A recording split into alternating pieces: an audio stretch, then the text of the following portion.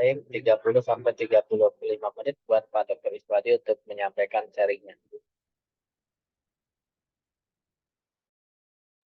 Oke, makasih.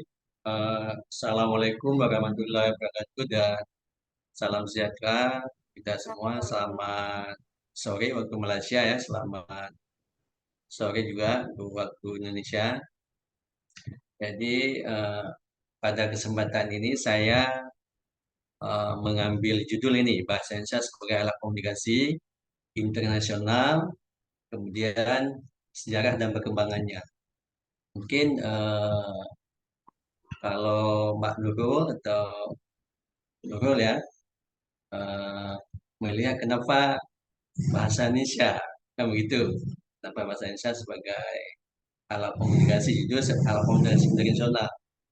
Jadi saya sudah ini yang keempat saya tampil di sini yang keempat di tampilan pertama di pematian pertama saya sudah pernah sampaikan saya mendorong waktu itu bagaimana bahasa Indonesia akan menjadi bahasa resmi PBB, akan menjadi bahasa resmi PBB. Kenapa saya sampaikan begitu?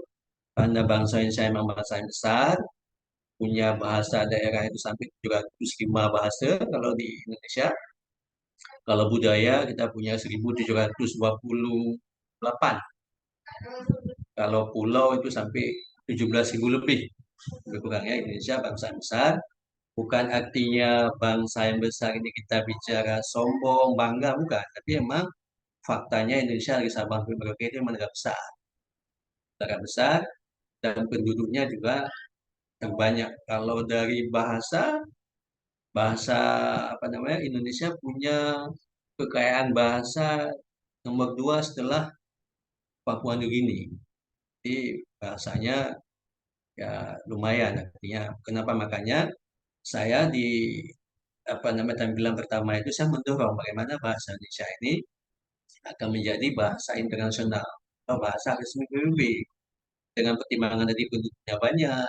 Malah saya sering bilang begini, jadi kalau orang Indonesia keluar itu misalnya ke Amerika, kalau bisa udah bicara aja bahasa Indonesia. Begitu juga sebaliknya, kalau menyambut turis datang di airport di Soekarno-Hatta, bicara aja bahasa Indonesia. Artinya kalau mereka nggak bisa bahasa Indonesia, udah bahas jalan tengahnya bahasa tubuh aja, bahasa tubuh. Tujuannya itu bagaimana? Tujuannya kan mendorong. Kalau bahasa saya memaksakan supaya orang mau bicara bahasa Indonesia, kan begitu. Jadi itu ternyata apa yang saya harapkan itu sudah nanti kita bahas di depan ada artinya sudah mulai pelan-pelan ternyata berjalan. Saya tidak membayangkan sifat itu karena waktu itu saya eh, presentasi di sini pertama tahun 2022 tahun lalu kan tahun lalu belum katakanlah baru setahun lah paling lama ya. Tapi ternyata eh, sudah ada perkembangan baru setahun. Ini kita lihat misalnya ini di masyarakat emang masih banyak masyarakat yang menganggap bahwa bahasa itu termasuk bahasa Indonesia ya, masuk bahasa Melayu itu sekedar alat komunikasi. Padahal kalau bicara bahasa Indonesia itu bukan hanya sekedar alat komunikasi. Apalagi kita tadi punya bahasa yang daerah yang 700 lebih ya, 715. Jadi bahasa bukan sekedar alat komunikasi dalam konteks bahasa Indonesia, akan tetapi ini di orang kementerian sudah bicara ini bahasa pengembangan bahasa bukan sekedar alat komunikasi, akan tapi dia simbol negara yang bisa mempersatukan bangsa Indonesia dari Sabang sampai Merauke. Coba bayangkan kalau 715 bahasa itu orang berbicara di sekolah itu pada pusing cikgunya kan. Lecturenya juga pada pusing. Kenapa banyak sekali bahasa-bahasa yang memang sesuai dengan kearifan lokal di daerah masing-masing. Akan tetapi dengan adanya bahasa Indonesia, bahasa resmi negara, bahasa pemersatu ini akan menjadikan bahasa bangsa Indonesia ini menjadi satu dari Sabang sampai Merauke termasuk dalam hal komunikasi tadi. Oke, kemudian berikutnya ini saat ini penerapan bahasa Indonesia di ruang publik masih mengalami tantangan ini. Penyebabnya misalnya masyarakat belum menyadari kehadiran bahasa terkait dengan masyarakat. Makanya kadang-kadang di kota Jakarta saja orang bicaranya masih misalnya orang Sunda Nut, misalnya orang Jawa Ji, misalnya orang Aceh juga bicaranya logat Aceh ya. Masih masih jadi tantangan juga. Kenapa? Karena banyak jangankan di pasar, jangankan di apa namanya di iPod tadi, dalam lembaga pendidikan saja interaksi antara dosennya, lekturnya dengan mahasiswa, cikgunya dengan pelajarnya masih menggunakan kadang-kadang bahasa bukan bahasa yang secara resmi. Misalnya ada istilah bahasa Sunda, ada istilah Jawa, ada istilah gayanya Aceh misalnya ya dan seterusnya. Ini masih ada walaupun itu akibatnya kenapa? Pemahamannya belum. Pemahaman bahwa bahasa ini bukan hanya sekedar alat komunikasi itu belum dipahami oleh semua masyarakat yang ada di Indonesia. Makanya kalau Sunanda 2002 mengatakan oksigen bangsa ini adalah bahasa negara. Jangan sampai bahasa Indonesia di ruang publik itu hilang karena bahasa Indonesia itu berdaulat kan. Contohnya ini bicara negara sendiri. Misalnya bahasa orang Nawar pakai bahasa Sunda misalnya ya. Kemudian di apa namanya di sekolah juga ketika berbicara kan biasa nuhun, ji, kenapa enggak iya saja kan? Baik, terima kasih. Kan bahasa Indonesia resmi itu. Akan tapi karena pemahamannya jadi memang karena pemahamannya hanya sekedar alat komunikasi, jadi akan terabaikan yang begitu. Tapi kalau masyarakat termasuk dalam konteks pendidikan memahami itu bukan hanya sekedar alat komunikasi, itu nggak akan terjadi. Jadi makanya ada kekhawatiran, takut dan hilang dan sebagainya. Oke, kemudian bahasa Indonesia ini sebagai media komunikasi masyarakat ini juga ada beberapa ini pertama menjadi lambang kebanggaan bangsa, masa lambang kebanggaan bangsa Indonesia. Kemudian yang kedua menjadi lambang identitas nasional atau jati diri dari penduduk Indonesia itu sendiri.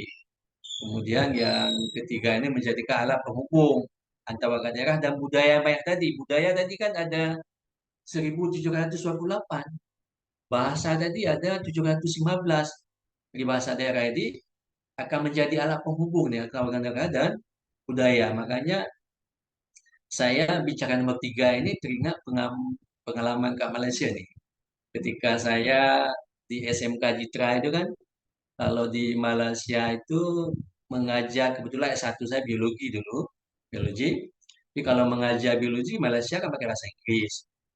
Biologi, matematik, fisika dan kimia itu di Malaysia dulu kayaknya sampai sekarang masih ya, masih bahasa Inggris. Kalau mengajar itu. Jadi pada suatu hari saya masuk, kebetulan saya ganti guru pengganti di jam sukan, olahraga maksudnya. Jam pengganti ada seorang anak Cina, dia berusaha mendebat saya dengan menggunakan bahasa Inggris. Kayaknya biasalah anak pintar dia tahu ini cikgu ini kayaknya bahasa Inggrisnya kayak pas-pasan, begitu kan? Kan kelihatan gaya-gaya berbicaranya kan? Dia mendebat saya waktu itu dalam bahasa Inggris. Jadi eh, ternyata saya lebih dulu memahami sejarah Malaysia, walaupun saya orang sampai Malaysia. Saya tanya pada eh, anak pelajar tersebut, you paham nggak undang-undang Malaysia? Paham cikgu katanya. Kalau you belajar biologi, you boleh speak English, full English, no problem. Tapi kalau you belajar sukan, you kena menghargai uh, apa namanya undang-undang di negara Malaysia. Saya saja pendatang dari Indonesia, bisa menghormati undang-undang di negara kamu, apa kamu tidak bisa menghormati undang-undang negara sendiri. Akhirnya dia bilang, maaf cikgu, pertama I'm sorry teacher, oh, bahasa Melayu, bahasa maaf cikgu kan gitu. Jadi artinya itu kenapa? Karena dia memahami tadi bahasa sekedar alat komunikasi. Jadi ya, padahal bahasa setiap yang udah dirancang itu kan punya makna tersendiri. Misalnya ya, oke, itu pengalaman yang di SMK Citra itu saya selalu menceritakan pengalaman itu kepada mahasiswa. Jadi kalau bahasa ini ya nggak bisa dilupakan pengalamannya kan. Ada ini. Kemudian memperkuat ini suku, kemudian berbeda-beda satu sama lainnya, ini akan menyatu dalam bahasa Indonesia. Bisa dibayangkan seperti saya sampaikan tadi, kalau negara Indonesia tidak punya bahasa resmi misalnya bahasa Indonesia ini eh, walaupun di Malaysia ada juga ya bahasa Melayu tapi ada bahasa Inggris. Kalau Malaysia campur-campur, kalau Indonesia memang ya otomatis itu memang bahasa Indonesia. Bahasa Indonesia memang sebagai simbol. Oke, yang berikutnya ini sebuah sejarah baru bangsa Indonesia kembali tercipta. Ini yang saya sampaikan di awal tadi. Kalau tahun lalu saya berharap, ternyata harapan saya sudah menjadi kenyataan. Cuma masih satu tahap lagi. Sekejap lagi bahasa Malaysia ya. Sekejap lagi akan menjadi bahasa resmi PBB. Kalau ini UNESCO kan masih masih UNESCO PBB, tapi masih badan yang dibentuk oleh PBB ya. Ini masih bicara pendidikan dalam konteks pendidikan dan budaya, tapi belum sebagai kalau tadi bicara alat komunikasi, belum alat komunikasi resmi di dalam PBB, masih dalam konteks UNESCO. Tapi saya punya keyakinan suatu saat itu saya nggak tahu kapan ya, bisa di tahun depan, bisa di tahun berikutnya, bahasa Indonesia ini akan menjadi bahasa resmi PBB, akan menjadi bahasa atau alat komunikasi tadi kalau kita bicara alat komunikasi akan menjadi alat komunikasi internasional, akan menjadi di PBB. Cuma kalau tahun lalu saya masih harapkan, tapi udah ada kemajuan di UNESCO ya. Jadi kita berharap ke depan itu bahasa Indonesia itu akan menjadi bahasa resmi PBB dalam konteks yang hubungan internasional, bukan hanya dalam hal pendidikan. Ini kalau bahasa Indonesia ini resminya kan yang ke-10 yang di Konferensi UNESCO ini di tahunnya udah jelas ya. Di tahun 2003 bulan November kemarin. Bahkan ulang tahun saya. Jadi saya 1 November. Tapi tanggalnya yang beda. Tapi pada November sudah lagi sebuah sejarah baru bagi bangsa Indonesia. Sebuah kemajuan sudah dijadikan bahasa resmi di UNESCO. Saya pikir kalau Malaysia tak masalah ya bahasa Indonesia kan tidak jauh beda dengan Melayu bisa dipahami ya kayak ini kecuali negara-negara yang misalnya kayak Ukraina, Rusia itu di Ukraina saya ikut sebuah event udah ada jurusan bahasa Indonesia kuliahnya itu saking seperti disampaikan tadi mereka memahami bahwa bahasa Indonesia ini ke depan mungkin seperti saya harapkan ini karena penduduknya terbanyak mereka belajar bahasa Indonesia ada jurusan bahasa Indonesia di Ukraina itu ada pendidikan yang jurusannya memang jurusan bahasa Indonesia. Ketika mereka bicara misalnya di Duta Besar Ukraina di Indonesia, mereka orang Ukraina tapi bicaranya bahasa Indonesia karena mereka sudah belajar bahasa Indonesia yang baik dan benar di pendidikannya. Oke, kemudian ini alasan ya ada beberapa alasan mungkin kenapa Indonesia sedih menjadi bahasa resmi dalam sidang umum UNESCO. Nih, mereka menyadari peran penting bahasa Indonesia dalam perumusan nilai-nilai universal disampaikan tadi. Karena apa namanya penduduknya yang terbanyak, lumayan, jadi UNESCO itu memahami bahwa eh, itu sebuah kebutuhan. Sebagai contoh, misalnya kalau orang Indonesia itu ke Arab, itu pedagangnya akan bisa bahasa Indonesia. Saya tinggal ngobrolnya misalnya Jokowi kalau sekarang ya. Kalau dulu misalnya SBY, kalau bicara Anies, Prabowo misalnya. Pak Ganjar, mereka akan bisa menyambut dengan bahasa Indonesia. Kenapa? Karena orang di Arab sana sudah belajar bahasa Indonesia. Orang-orang jual di pasar itu, mereka belajar Indonesia karena mereka memahami bahwa penduduk Indonesia yang paling banyak ke Arab itu. Apalagi di musim haji, musim umroh, ya, dan sebagainya. Sehingga mereka menganggap itu penting. Walaupun diletakkan secara resmi, tapi mereka sudah menganggap itu penting. Ini alasannya. Mungkin ini saja ya yang bisa saya sampaikan. Nanti bisa kita kembangkan dalam proses diskusi. Kalau ada diskusi tanya jawab ya. Mungkin ini terima kasih. Saya kembalikan ke moderator ya. Assalamualaikum warahmatullahi wabarakatuh. Waalaikumsalam. Waduh, Pak. Bagus sekali ini Pak Dr. Iswadi. Mudah-mudahan apa yang kita harapkan sebagai bahasa Indonesia menjadi bahasa Indonesia itu sudah mulai muncul terrealisasi, insya Allah. Baik, kita lanjut aja di yang kedua, Puan. Kita tidak ada selingan aja lah, karena memang waktunya kan di sini asar udah mulai agak ini. Jadi silakan Puan untuk sharingnya. Nanti kita ada diskusi. Di sini udah ada 3 di email saya udah ada 3 pertanyaan buat Pak Dr. Iswadi.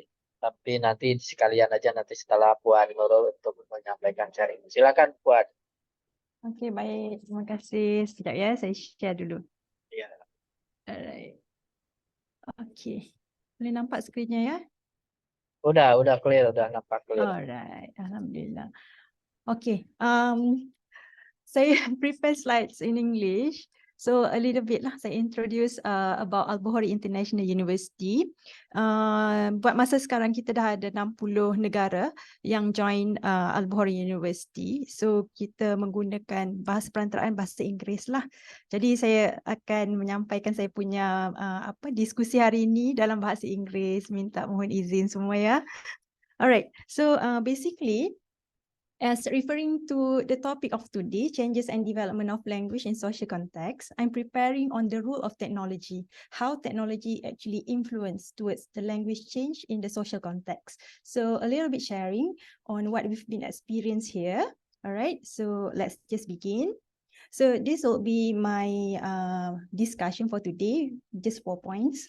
So we have introduction, the types of language change, factors, and also the main issue that I would love to share with all of you today is on the role of technology towards language change in the social context.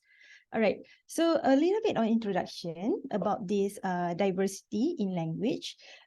If we're talking about the language change and development, it's actually taking at any place, anytime, anywhere, anyhow around the globe, meaning language change every day.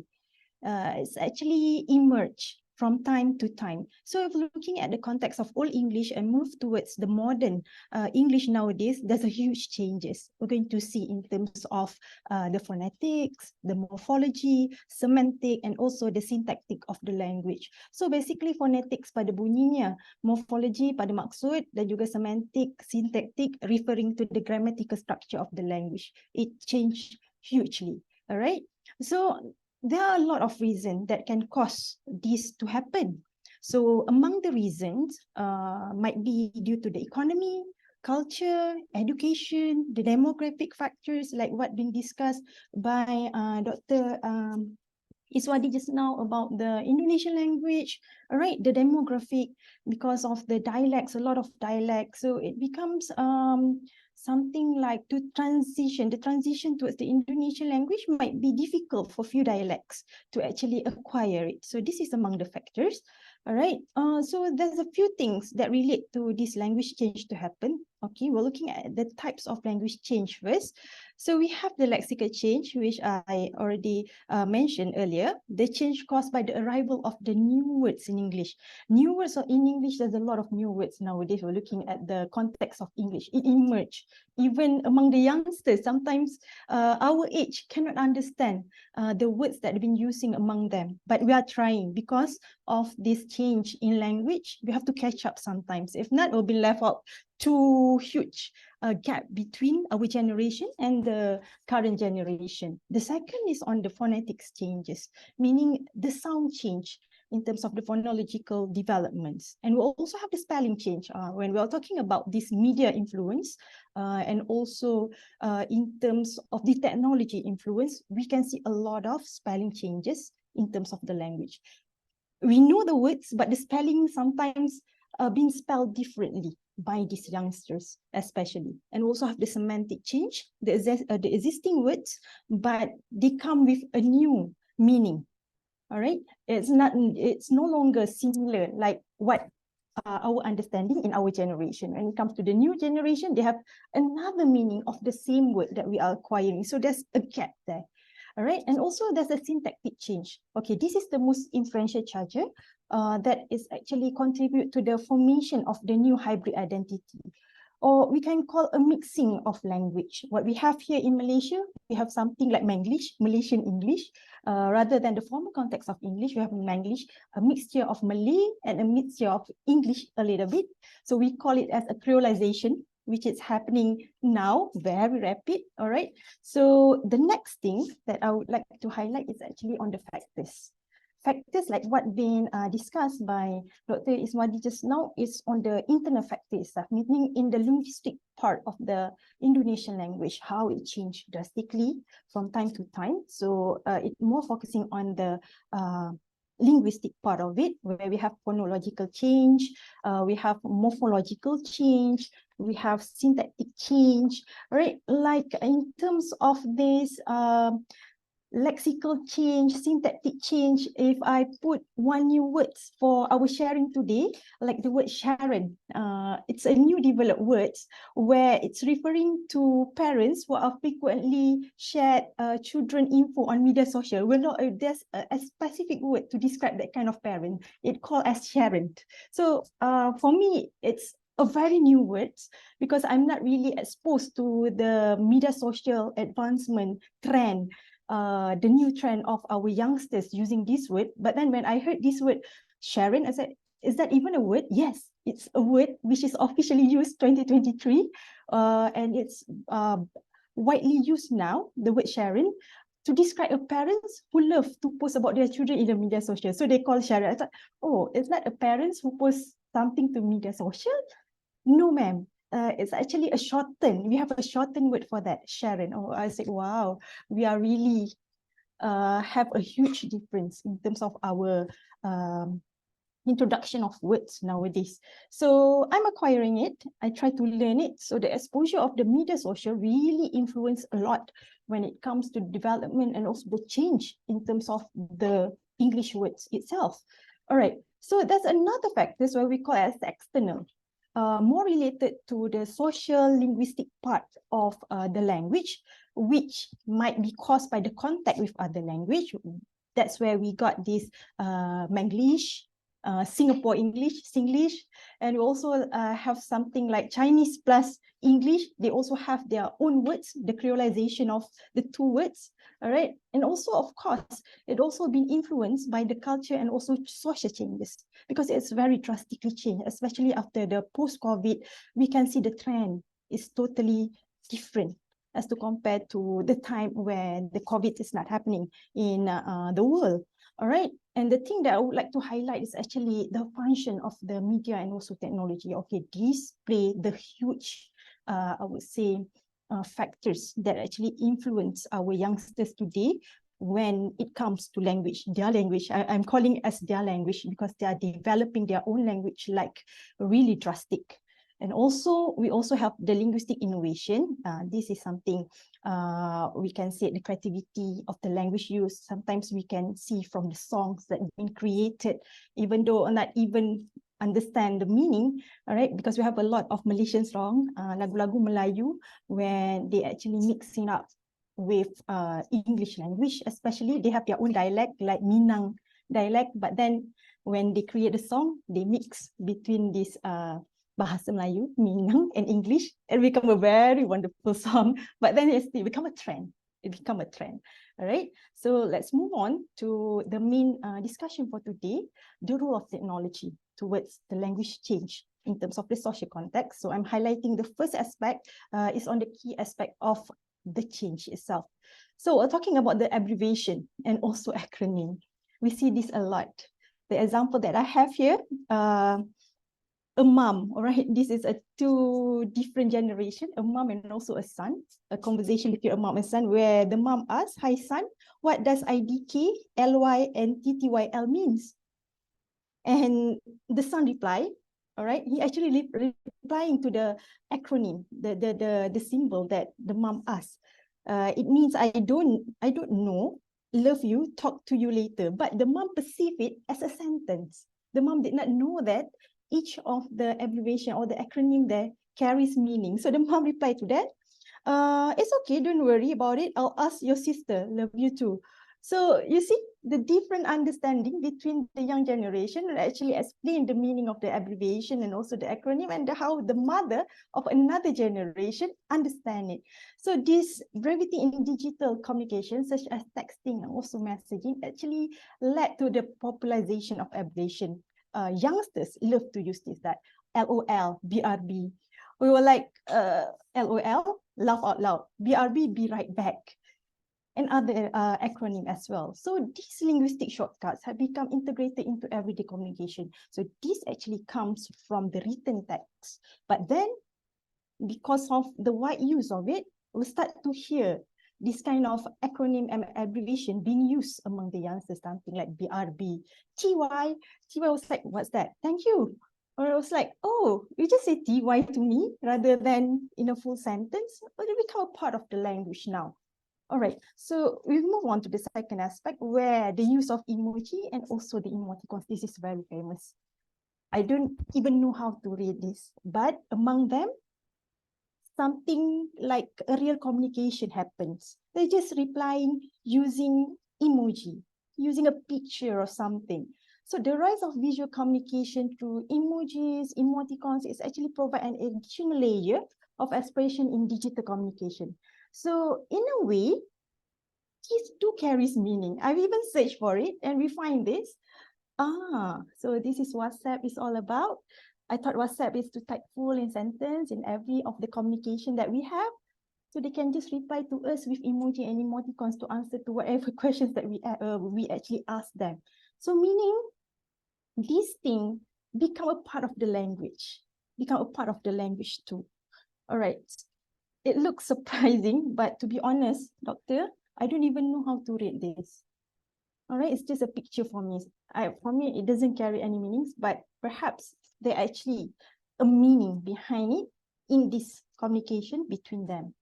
So we have the next one, internet slang. All right, this is among the famous thing. All right, if we're looking at the term sick, I thought sick means sakit, but in the internet slang for the youngsters, it carries the meaning of cool.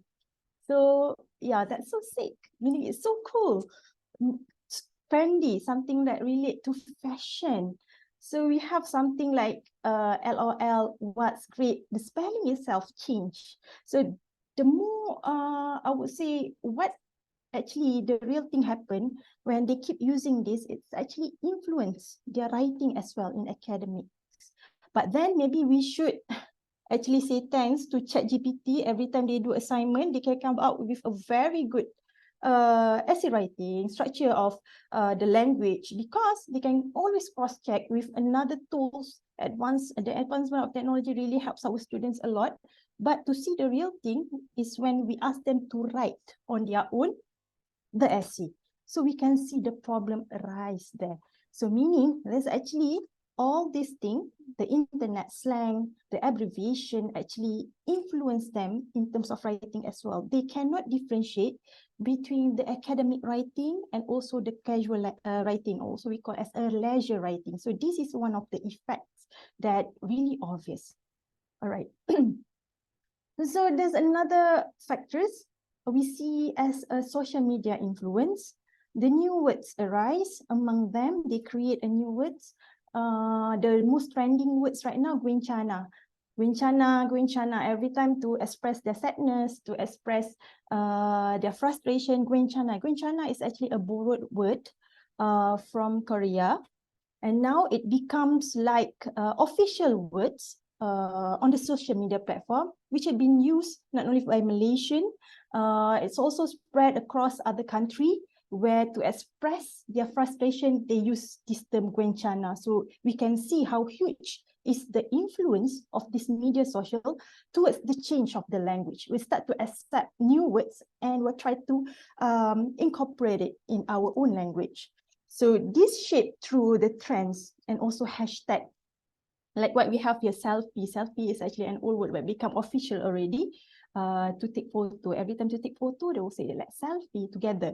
So selfie is also a layman. I think it's not even a standard words, but since it's been broadly used by our young and also our future generations, so become an official words in English now.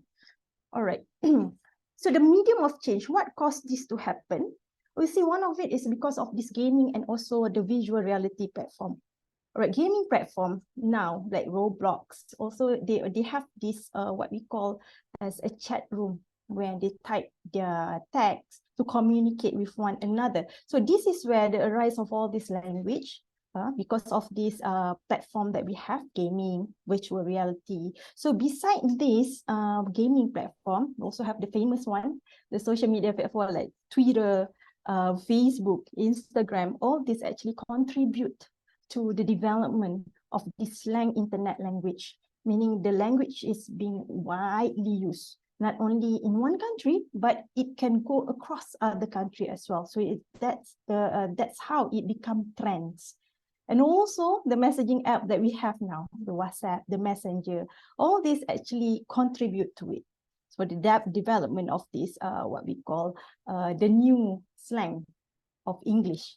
And also perhaps for other language as well, because we do have this creolization process where we're mixing our language with English, so it will become another new language. So it's like beranak lah, more and more and more because of the mixture.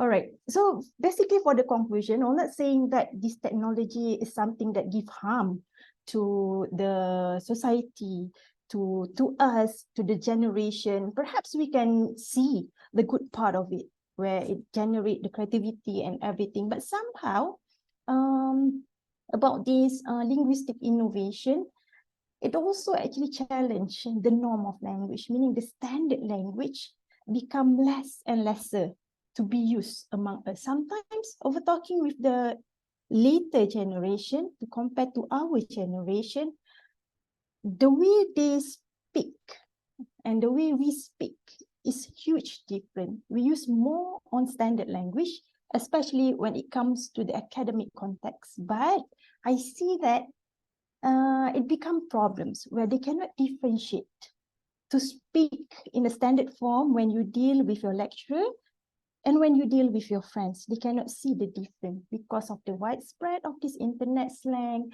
the new trend of the use of language. This actually influence.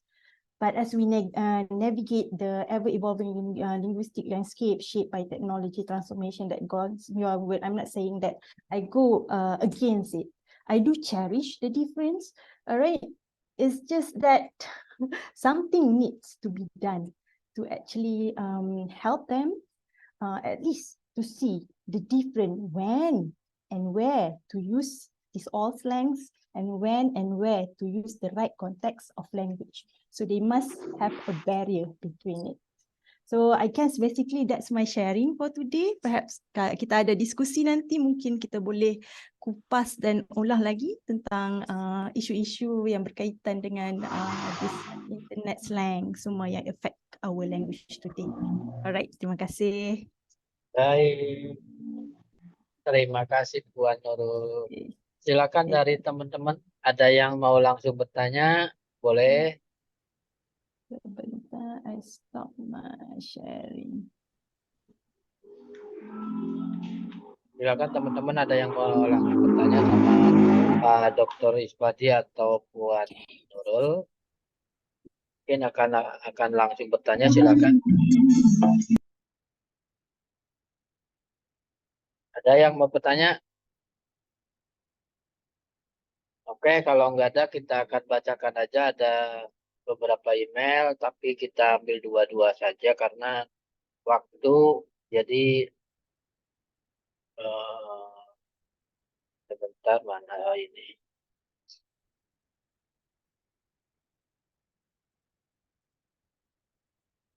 Pertanyaan pertama ini dari Farhan. Farhan ini dia bertanya gini, buat Pak Dr. Iswadi, bahwa sangat menarik sekali paparan dari Pak Dr. Iswadi bahwa mendengar bahwa bahasa Indonesia akan menjadi bahasa internasional.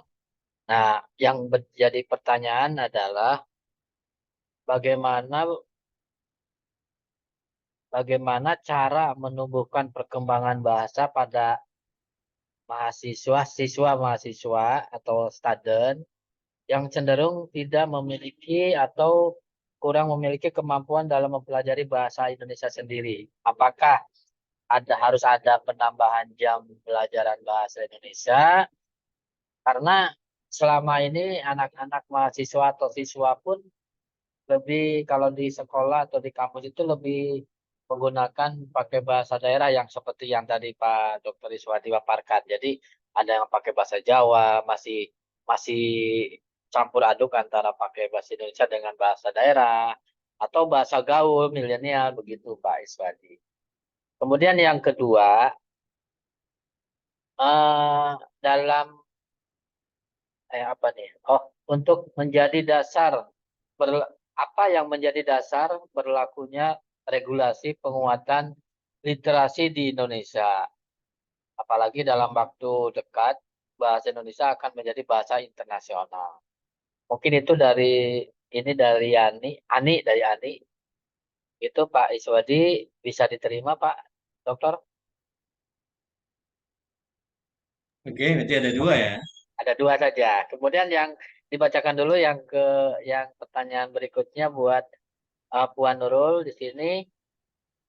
eh, Belum lama ini ada juga wacana dulu ya, mungkin ada setahun yang lalu atau berapa bulan, ada wacana bahwa bahasa Melayu akan menjadikan bahasa internasional juga. Nah, dan yang sangat banyak, tetapi banyak kontradiktif dalam berbagai elemen. Bagaimana pandangan Ibu atau Puan menyikapi hal tersebut? Kemudian yang kedua, hampir sama dengan pertanyaan dari kepada Pak Dr. Iswadi ini bahwa kalau di Indonesia itu sekarang itu lebih banyak eh, dalam pergaulan di kampus di sekolah itu lebih banyak menggunakan bahasa milenial atau kalau bahasa di Indonesia itu gaul. Nah, bagaimana melihat hal tersebut di atas? Apakah di pelajar Malaysia pun begitu kira-kira, Puan? Bisa diterima, Puan? Bisa boleh. Oke, itu aja mungkin masing-masing dua pertanyaan. Silakan Pak Dr. Iswadi untuk menjawab pertanyaan dari Farhan dan Ani. Kemudian dilanjut dengan jawaban dari pertanyaan untuk dari pertanyaan eh, siapa nih Yanti untuk Puan Nurul. Silakan Pak Dokter. Oke, makasih. Yang pertama tadi siapa? Yang bertanya tadi? Yang Farhan, kedua Ani. Farhan, Farhan. Pak Farhan ya. Betul. Oke, Farhan. Jadi sebenarnya saya beri apresiasi sama Puan Nurul ini. Dia telah memahami juga bahasa Indonesia. Karena seingat saya ketika di Malaysia, kalau bisa itu ular katanya. Teman-teman sering ini buat lelucon sama saya. Cikgu, cikgu, ular itu berbisa. Cikgu, cikgu, pokoknya harus ditebang gitu lah. Sambil-sambil main-main. Biasalah sama teman-teman guru ya. Ternyata Puan Nurul udah memahami boleh itu adalah bisa kan begitu ya. Boleh kalau soalnya pengalaman saya begitu. Kadang-kadang cikgu cikgu pokoknya harus ditebang sambil main-main ya. Cikgu cikgu lah itu berbisa. Artinya itu hanya ini aja. Oke, kemudian tadi kembali ke Farhan. Jadi ada bagaimana menumbuhkan minat ini sebenarnya bukan hanya dalam bahasa ya, dalam semua hal sebenarnya bagaimana kita jadikan budaya ini kalau di kampus saja tadi itu saja dosen saja udah bicara bahasa Sunda, kemudian bicara bahasa Jawa, itu yang kita khawatirkan. Itu yang kita sampaikan tadi suatu saat bahasa pemersatu ini, bahasa simbol ini akan punah. Kita khawatirkan kalau budaya-budaya bahasa Jawa tadi, bahasa Sunda, bahasa Aceh, bahasa Maluku dan seterusnya itu kalau dikembangkan di dalam konteks pendidikan. Dalam konteks pendidikan maksudnya kan kalau di sekolah itu kan udah ada bahasa daerah, udah ada bahasa daerah. Jadi kalau tadi ada pertanyaan Pak, apakah harus tambah jam bahasa Indonesia? Bukan sebenarnya bukan ini. Kalau saya sering tanya ini kepada mahasiswa, kepada pelajar itu saya tanya, emang Anda ngapainnya ya di sekolah? Kalau anak SD ini, kalau di Malaysia tingkat dasar ya, sekolah dasar, sama kalau masuknya jam 7, misal pulangnya jam 4, Anda ngapain di sekolah? Anda dapat apa di sekolah itu? Dan itu yang harus ditanya sama diri sendiri. Kalau nggak dapat apa-apa, ngapain ke sekolah ada 12 tahun misalnya. Di SD 6 tahun, sekolah menengah pertama 3 tahun, sekolah menengah atas 6 tahun. Jadinya 12 tahun. Ngapain di sekolah? Kita lebih ke situ pertanyaan. Kenapa larinya pertanyaan ke situ? Itu bagaimana menumbuhkan minat tadi kan? Minat tadi. Kalau ke sekolah hanya ketemu teman, kalau ke sekolah hanya kalau anak remaja ingin ketemu pacarnya, ingin ketemu temannya, ingin tidak bosan di rumah, hanya ingin main-main saja, bukan sekolah. Tapi kalau ke sekolah memang keinginannya diawali dengan memang belajar, jadi bagaimana menumbuh kembangkan keinginan yang besar. Kalau bahasa saya itu keinginannya apa misalnya? Melalui pendidikan, bagaimana bisa merubah satu sosial, bagaimana bisa merubah hidup ya, satu sosial hidup, mengembangkan ilmu pengetahuan, punya sumber daya manusia. Jadi termasuk dalam konteks bahasa tadi, bagaimana dia harus membudayakan, membiasakan. Kalau misalnya cikgunya bicara bahasa Sunda, dia coba lainnya dengan bahasa Indonesia, walaupun dia orang Sunda, ya. Kalau cikgunya bicara bahasa Jawa, walaupun dia orang Jawa, jawabnya pakai bahasa Indonesia. Kalau saya mungkin terlalu ekstrim tadi. Di airport aja kalau ketemu orang asing kita bicara bahasa Indonesia. Tapi kalau apa namanya orang asing nggak bisa bahasa Indonesia, jalan tengahnya bahasa tubuh, bahasa isyarat supaya nggak terkesan apa namanya kita terlalu memaksakan diri. Tapi itu jalan paling penting menumbuh kembangkan itu kan harus kita harus punya keinginan, harus punya motivasi. Kalau bicara saja nggak akan cukup itu. Makanya saya sering mengatakan ke mahasiswa, itu adalah keuletan, ketangguhan, kesungguhan. Itulah indikator pertama yang akan membuat Anda sukses. Termasuk dalam bahasa. Kalau misalnya saya ini, kalau ada yang bicara bahasa misalnya Nuhun, bahasa Sunda, kan saya jawab bahasa Indonesia. Ada juga misalnya teman yang bicara bahasa Aceh, tapi saya jawab bahasa Indonesia. Kenapa? Kalau itu depan kelas, ya. Kalau itu depan kelas. Tapi kalau berdua itu lain. Kalau berdua misalnya orang Aceh sama Aceh, kalau kita jawab dengan bahasa Indonesia, ada istilah pemahaman yang sombong. Udah sampai ke kota, sikut ke kota ini nggak bisa lagi bahasa daerah. Jadi ada budaya itu yang harus dihilangkan. Budaya malu bicara bahasa Indonesia, budaya bangga bicara bahasa daerah itu harus dilupakan. Karena menambah jam pelajaran itu bukan solusi.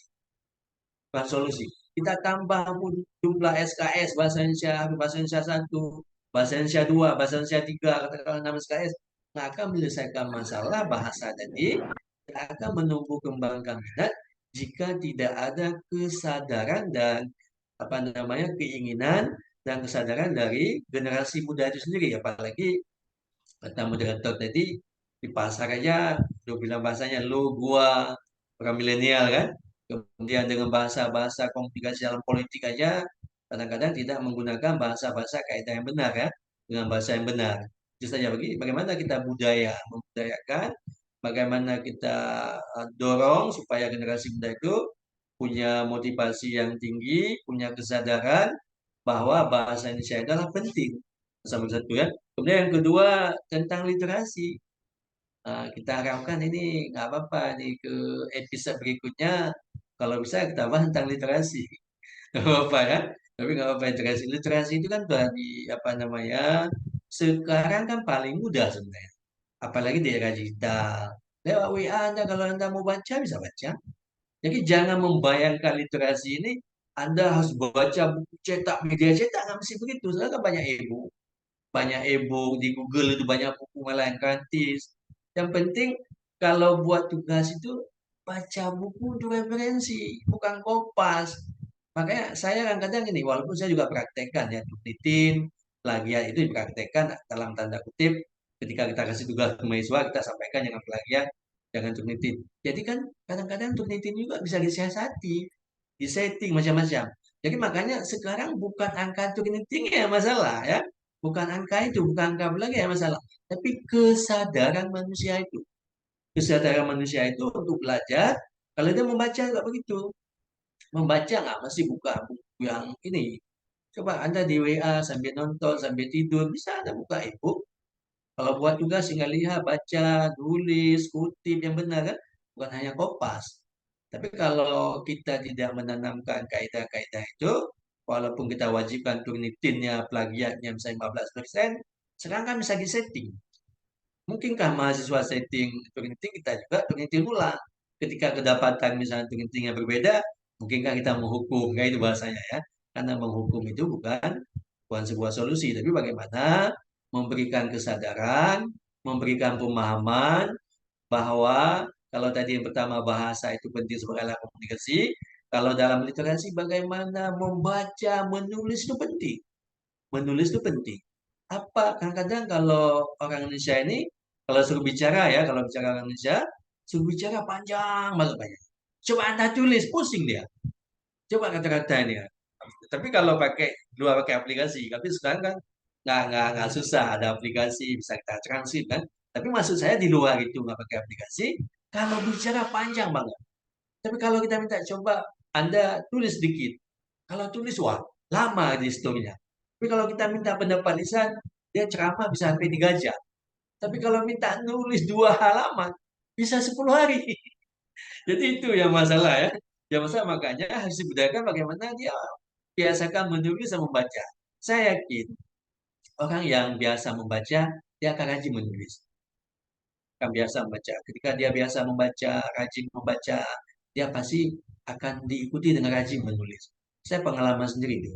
Saya baca banyak, saya nulis buku banyak baca, kemudian kita dapat informasi yang baru, kemudian kita buat berita macam-macam. Jadi banyak. Ini aja bentar lagi ini yang saya sampaikan ini bentar lagi Puan Nurul akan ditayang di media online nih, di Berita Merdeka. Insya Allah ya. Ini artinya apa yang mau saya sampaikan? Kita udah bicara, kita juga tulis supaya seimbang. Jadi seimbang tadi ya. Kita budayakan bagaimana kita bicaranya yang produktif, menulisnya juga yang produktif. Itu literasi tadi, itu yang harus dibudayakan kepada generasi muda. Jangan dia hanya berdebat di media sosial. Udah sampaikan sama Puan Nurul tadi dengan simbol-simbol. Kenapa nggak pakai bahasa yang jelas, bahasa yang lugas, ya, dengan bahasa komunikasi yang bagus. Kadang-kadang apa namanya dengan simbol seakan-akan bangga. Tanda tanya dengan buat tanda tanya 3 biji lagi. Itu akan merasa bangga. Padahal kenapa nggak ditanya dengan bahasa yang benar supaya bisa dipahami ya itu sebenarnya bagian dari literasi itu ya. Jadi dia harus biasa menulis yang benar, kemudian membaca yang benar, berbicara benar. Ada 3 kan? Menulis benar, bicara benar, dan membaca juga yang benar. Saya pikir singkat ya. Itu saya kembalikan ke Pak Gilang. Makasih. Oke, terima kasih Pak Dr. Yuswadi. Nanti akan kita buat event lagi tentang khusus literasi. Literasi. Baik Puan, silakan Puan untuk 2 pertanyaan terakhir. Okey, baik. Okey, berkenaan pertanyaan tadi. Untuk bahasa Melayu seperti bahasa Indonesia, digunakan seperti bahasa Indonesia, kita macam di sekolah-sekolah, kita masih lagi menggunakan standard bahasa Melayu. It's not all in English. Belum semua bahasa Inggeris. Cuma bila we are talking about the standard of bahasa Melayu, seperti yang Dr. Izwadi juga alami di Indonesia, bila different parts of states, macam di Kedah, sebab doktor ada experience di Kedah kan, bila cikgu mengajar di Kedah, dia akan menggunakan bahasa dialek Kedah. Hang faham tak? Something like that. Hang boleh ke? Because to be honest, saya dari Perak dan berpindah ke Kedah baru 2 tahun. Anak saya pada mulanya bercakap bahasa Melayu yang not that influenced by the dialect lah, sebab kami di belah Perak near to Selangor, kita cakap bahasa Melayu yang jelas, standard bahasa Melayu. Bila kita pindah di sini dalam tempoh 2 tahun, anak saya sudah mula bercakap dengan bahasa Kedah yang begitu fasih. Doktor, this is a part of my experience, my own experience. Jadi bila kita bercakap tentang kita cuba memartabatkan bahasa Melayu, we did in Malaysia ya. Kita expose pelajar kita daripada peringkat sekolah rendah hingga ke sekolah menengah dengan menggunakan bahasa Melayu yang sepatutnya dalam konteks yang betul lah. Tapi that's the issue. Saya rasa seperti yang doktor cakap tadi, kalau cikgunya Kedah, dia akan bercakaplah bahasa Kedah. Kalau cikgunya dari Kelantan, dia akan menggunakan Kelantanis punya dialect tu. Jadi kita tak boleh nak lari daripada this dialect issue. So when we're talking about the standard of the language itself, Ya, Malaysia cuba memartabatkan, kami cuba move forward like what Doktor juga ceritakan berkenaan bahasa Indonesia yang kita cuba gunakan secara rasminya di institusi-institusi. Tapi this is the challenge. Cuba bila kita ada influence from many of other dialects dalam satu negara yang we can say as multiracial. Alright, this is the first issue. Dan keduanya berkenaan dengan bahasa gaul. Ya, Malaysia when it's outside the classroom context, we call it as bahasa pasar. Kami gunakan bahasa pasar. Jadi, again, it's not a standard form of the language. Among the youngsters, bahasa pasarnya berbeza daripada bahasa pasar kami lah, yang generationnya juga berbeza. Jadi, kalau kita tengok dalam konteks bahasa pasar, among yang muda-mudi ni, mungkin kalau saya masuk, dia tak boleh nak ikut dan faham lah. Because it's a huge difference. Like what I shared just now kan, the context of the slang semua-semua tu kami tak boleh ikut sebab kami masih lagi exposure terhadap standard bahasa yang sepatutnya. Kami masih lagi obey to that in terms of the literacy, like what Dr. Iswadi shared just now. Kami begitu patuh dengan standardnya bahasa tu, jadi susah untuk kami nak faham bahasa gaul dan juga bahasa pasar. Jadi that's why daripada konteks pemahaman saya, in terms of akademik dengan bahasa luar akademik, sepatutnya kita kena letak ada perbezaan lah sedikit bila bercakap dengan pensyarah-pensyarah, guru-guru semua.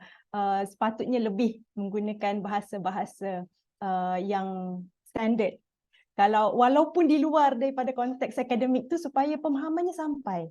If not, we're going to have problem. Communication barrier can happen. What you actually intend and how I perceive, it's going to be like huge different. Nanti akan boleh trigger salah faham lain, viral, jadi isu lain. So benda-benda macam tu kita cuba elak. So yes, for bahasa gaul kita masih gunakan di luar konteks classroom. Di Malaysia juga sama, we call it as bahasa pasar. So saya harap saya actually answer to the two questions that been asked by the students. Oke, Puan, terima kasih. Sangat bagus jawaban dari Pak Dr. Iswadi sama Puan Nurul. Mungkin intinya bahwa kalau kita berbahasa atau kita menggunakan bahasa, harus bahasa yang baik dan benar agar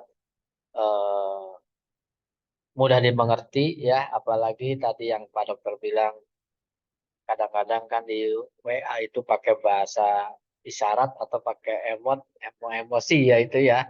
Jadi kayak gitu memang itu anak-anak sekarang lebih begitu ya. Cuman apalagi kalau kita udah mulai bahasa kita udah mulai dipakai untuk internasional, ya harus betul-betul sesuai dengan bahasa yang baik dan benar, insya Allah. Oke, mungkin berakhir pula kegiatan sharing ini. Mungkin ada pertanyaan dari Pak Iswadi buat Pak Ibu Nurul, atau mungkin sebaliknya, silakan. Masih ada waktu 5 menit. Nah, kalau saya bukan bertanya, hanya menyambung tadi. Memang ya, kedah mai saya itu mengalami. Ketika cikgu di sekolah, saya nggak tak paham ketika dia bilang mai. Jadi kemudian ada teman saya, yuk dipanggil. Oh, saya tak paham kalau bilang kemari dah, atau mungkin pakai bahasa Inggris kita masih paham ya. Tapi karena dia bilang mai bahasa Kedah kan, jadi saya bingung dia mai cakap apa. Kemudian air, kalau air bahasa Kedah ayak gitu ya. Jadi betul kata Puan Nurul tadi, apa namanya, bahasa Perak dengan Kedah itu memang cukup jauh. Kalau di ini seperti bahasa Aceh dan bahasa Jawa kan jauh.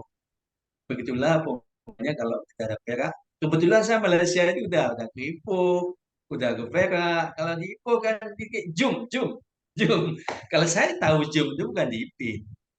Emang pengalaman bukan Upin Ipin ya, mungkin anak-anak sekarang kan nontonnya di Upin Ipin ya. Tapi kalau saya memang di pengalaman di Malaysia, pengalaman yang saya dapatkan secara langsung.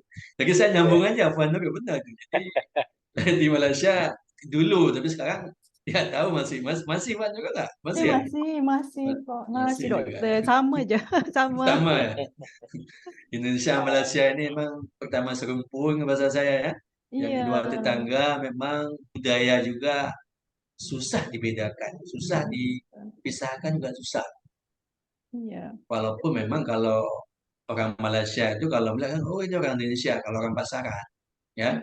Jadi seakan-akan kalau apa namanya kayak politik itu ada buku yang Wajar lah tidak karena paham ini yang tulis ini, pelantikan. tapi yang paham itu susah Jadi membedakan di budayanya. lapangan Oke, saya enggak itu hanya nambah aja ya. Bang Nurul ya, nanti nggak karena apa-apa komunikasi saya itu di ini penting. ditukar nomor WA-nya.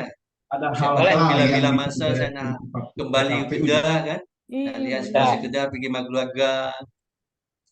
Doktor Boleh. mungkin boleh share emailnya, kita boleh Boleh. Moderator nih kita sekejap boleh. lagi. Tak apa, Ah. saya minta nomor handphone, nomor WA. Nanti, Oh, boleh lagi bagus. Oke, Bagus. nanti mohon izin buat Pak Dr. Iswadi, nanti akan saya share juga nomor Puan Nurul, begitupun Puan Nurul akan di-share ke Pak Iswadi. Baik, Insya Allah. Boleh. terima kasih. Mungkin berakhirlah sharing session ini yang alhamdulillah kita sampai di penghujung. Mudah-mudahan kita bisa berkunjung secara fisikal ke Al-Bukhari. Ya Pak Iswadi, nanti saya akan ajak Bapak Insya Allah, insya bahwa Allah. kunjungan kita ketemu fisikal lagi di Kedah. Di Kedah ya Pak ya, di Kedah betul. Alok Kedah Ustaz. Darul Aman. Alok Ustaz. Alustad, Alok Ustaz. Kalau Betul, betul betul. Alustad, tapi orang Kedah mah Alustad. Nah, Oke, nanti akan kita berbincang lagi. Mudah-mudahan bisa di saat kita bisa fisikal.